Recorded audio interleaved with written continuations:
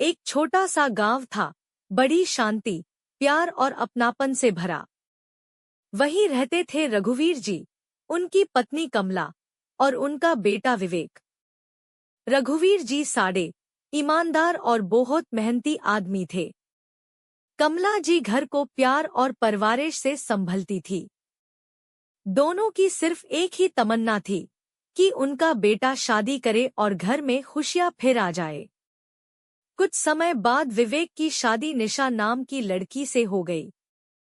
निशा सुंदर थी, पर अंदर से बहुत ही लालची। शादी के बाद बदलाव। शादी के पहले निशा प्यार से बात करती थी, लेकिन शादी के बाद उसके असली रंग दिखने लगे। मम्मी जी ये बर्तन पुराने हैं, मुझे नए चाहिए। पापा जी ये साड़ी अच्छी नहीं लगती, मुझे ब्रांडेड चाहिए।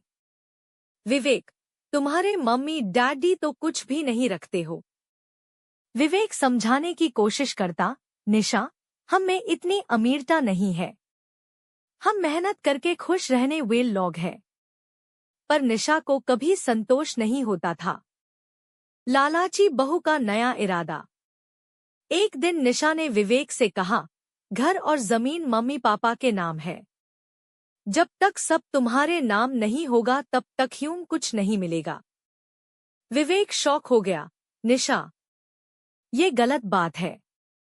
निशा रात रात भर झगड़ा करती रही, आंसू, रूठना, दांतना, सब करके विवेक को मजबूर कर दिया। आखिर विवेक ने माँ बाप से कहा, पापा, घर और जमीन मेरे नाम कर दीजिए। मैं अपना जिम्मेदारी निभाऊंगा। रघुवीर जी और कमला जी रो गए, पर बेटे की खुशी के लिए सब कुछ उसके नाम कर दिया। उस दिन से निशा के चेहरे पर अजीब सी जीत की चमक आ गई। जमीन मकान का ट्रांसफर होते ही निशा और बढ़ गई। वो कमला जी को छोटी छोटी बात पर दंती, कोई काम ठीक से नहीं करती। यहाँ मत बैठो, मेहमानों के सामने मुझे शर्म आती है। एक दिन निशा ने कहा, विवेक, मैं इस घर में माँ बाप के साथ नहीं रह सकती। या तो मैं रहूंगी या वो। विवेक बेहोश सा हो गया, पर कमजोरी से वो फिर मान गया।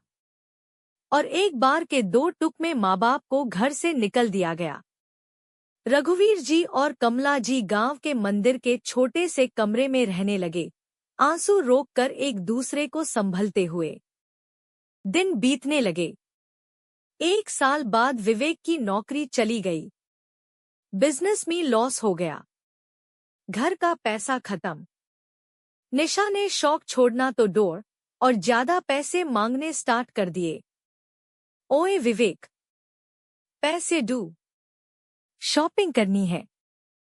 पर घर में पैसे नहीं बचे थे।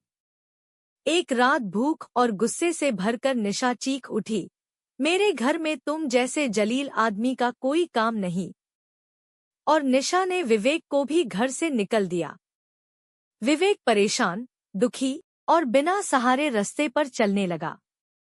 उसकी आंखों से आंसू रुक नहीं रहे थे। उससे अपनी बहुत बड़ी गलती का एहसास हो गया था। रात का टाइम था। ठंड ज्यादा थी। विवेक मंदिर के पास से जा रहा था, वहीं जहां माँ बाप रहते थे। उसने सुना, कमला जी दुआ कर रही थी, हे भगवान, हमारे बेटे को हमेशा खुश रखना, उसकी हिफाजत करना। विवेक का दिल टूट गया। वो मंदिर के कमरे में भाग कर गया और माँ बाप के पैरों में गिर गया। माँ, पापा, मुझे माफ कर दो, मैंने बहुत बड़ी गलती की। रघुवीर जी ने यूज गेल से लगाया, बेटा, गलती से बड़ा कोई नहीं होता। जब तक हम जिंदा है, तुम्हारा घर भी यही है। कमला जी ने आंसू पोंछकर कहा, परिवार खो जाए तो सब खो जाता है, पर प्यार से सब वापस आ सकता है। कुछ हाई दिनों में विवेक ने एफआईआर से छोटी सी नौकरी स्टार्ट की। सब तीन एक छोटे घर में, पर बहुत प्यार और इज्जत के साथ रहने लगे।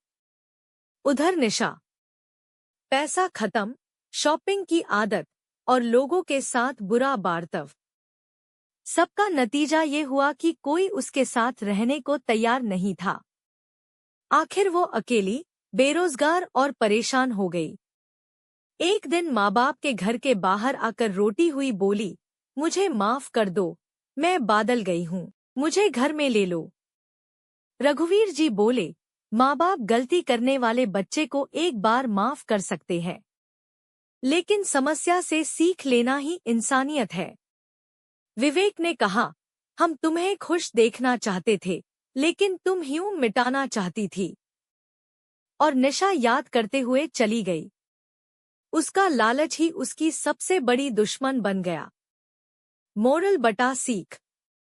लालच से कभी खुशियां नहीं मिलती, परिवार, प्यार और इज्जत ही असली दौलत होती है। अगर आपको स्टोरी अच्छी लगी हो तो प्लीज लाइक शेयर सब्सक्राइब जरूर करिए। हम आपके लिए अच्छी स्टोरी लेट रहेंगे।